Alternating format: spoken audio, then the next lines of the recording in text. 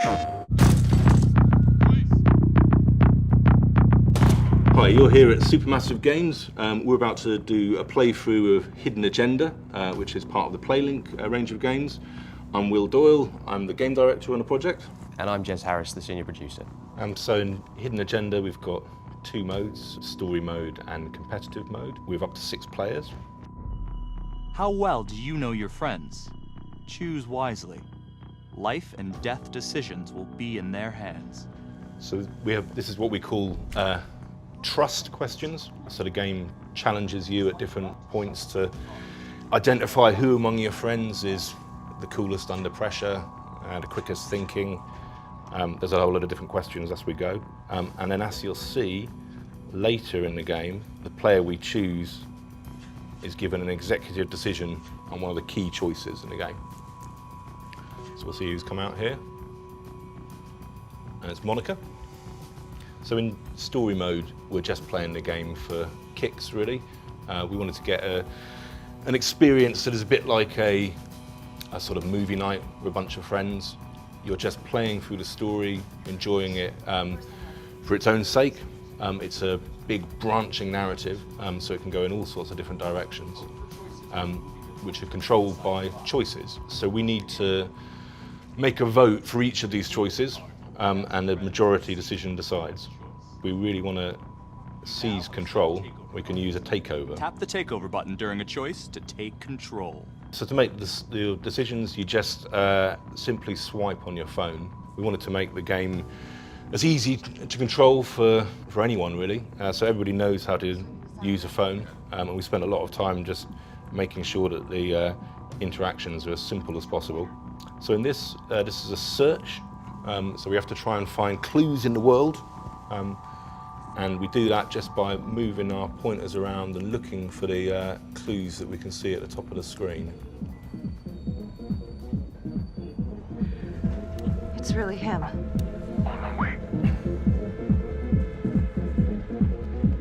So this is the star of our show, Becky Marnie. At this stage, she's just a beat cop. As the story progresses, though, she becomes a detective in the homicide department. This is her trying to take down the trapper. There's this serial killer that's been killing people across the city, and now just a rookie cop. She's got a lead on him, and they've found him in this house. Hands up now!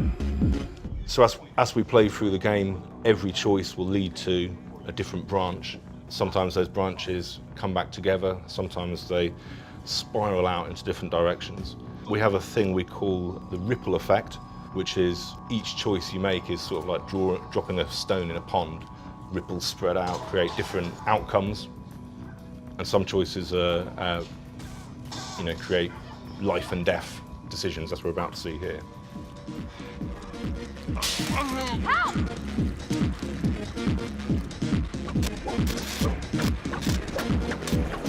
Okay, this decision is down to the friend you chose as coolest under pressure.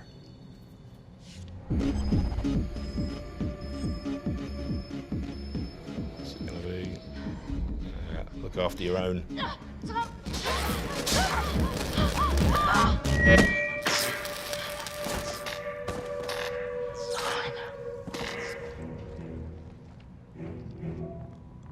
And so that's a fairly momentous decision you have to make there, and that itself has a big effect later on in the game, how you deal with that dilemma. That dilemma, though, is in that one scene, only one outcome. You know, there's other routes we can take that mean we see something completely different. Wouldn't have seen that dilemma at all. And likewise with the shooting. Shooting is about a group decision again, so it's combat. It's up to the entire group to say, yes, you know what, we're going to pull the trigger on this guy. And if you don't all pull the trigger, then you'll go down a different branch because you won't have shot, and something else will play out entirely.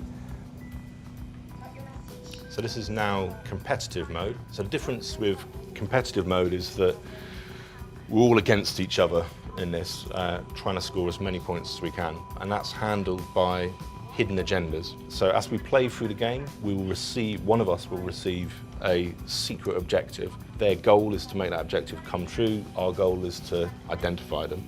If we can identify them, we'll score points. If they make their agenda come true, they'll score points too. You've got 5 minutes. Miss Graves, I did not kill anybody.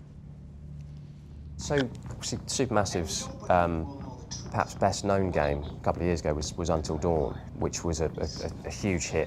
It was a horror game, kind of interactive drama, very cinematic and high production values and all the things that you know about it already. And when Sony started talking to us about the PlayLink initiative, it felt like a fairly great fit for the stuff that we were wanting to do anyway, which was more of a sort of a social interactive fiction style thing. So we'd been kind of looking at slightly shorter games and this notion of a movie night that people can play together and kind of shouting at each other and trying to convince each other which way to go. Garrick using his card there is showing his hand, but you can never be completely sure because it's also, he can try and put the blame onto himself even if he hasn't got it.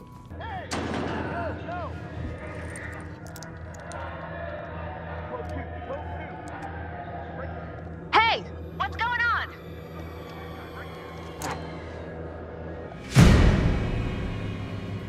We tried to get something where the scoring for this game is really simple. All the way through we wanted to create something that wouldn't have any barriers to entry for people, that anybody could play it. Yet at the same time it's quite in depth, the tactics you have with such a simple system. Because it's about the people in the room and it's about talking to each other and convincing each other of lies and half-truths. Stay back. You also see there one of the quick reaction moments we had, where it's just we have to grab the pepper spray, and whoever gets there first gets to take over. Hey! Hey! Hey! Settle down. Take it easy. We've managed to kind of craft a story that can go in all sorts of different directions. So there's a lot of just natural replayability in it. Whether you're just sitting around this story mode and want to see a different ending, or in competitive mode, just seeing where the hidden agendas take you. And trying to beat one another, that's it. It is a competitive game. That's Garrick. So now we've identified who's got it. Or we think he's got it. If we all think that it's Garrick, our goal now is just to stop him. So we need to see how he behaves when the critical choices come up. This is it, guys. Let's resolve the hidden agenda.